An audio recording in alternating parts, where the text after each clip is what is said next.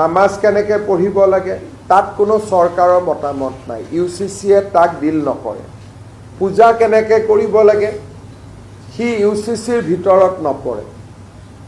যে জনজাতীয় লোকসকলক এই UCCৰ আওতাৰ সম্পূৰ্ণ বাহিৰত ৰখা হ'ব আৰু ধৰ্মীয় ৰীতি নীতি পৰম্পৰা সি হিন্দুৰে হওক, ইছলামৰে হওক, খ্ৰীষ্টিয়ানৰে হওক বা কাষ্টমাৰী নীতিয়ে হওক, এইবিলাক UCCৰ ভিতৰত নাহে। অৰ্থাৎ আগতে যেনেকৈ চলি আছিল সেইবিলাক তেনেকৈ চলি থাকিব।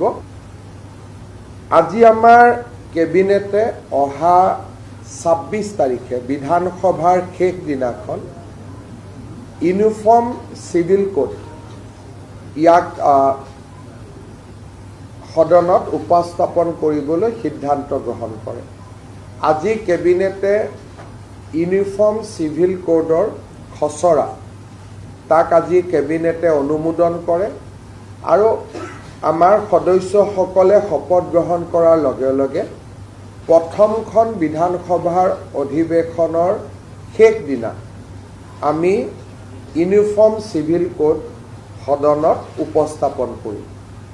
আজি কেবিনেটে পাছ কৰা খচৰা অনুসৰি এই ইউনিফৰ্ম চিভিল কোডৰ পৰা জনজাতীয় লোকসকলক both hills and tribe plains জনজাতীয় লোকসকলক UCCৰ আওতাৰ পৰা বাহিৰত ৰখা হ'ব আৰু এই UCCখনে কোনো ধৰণৰ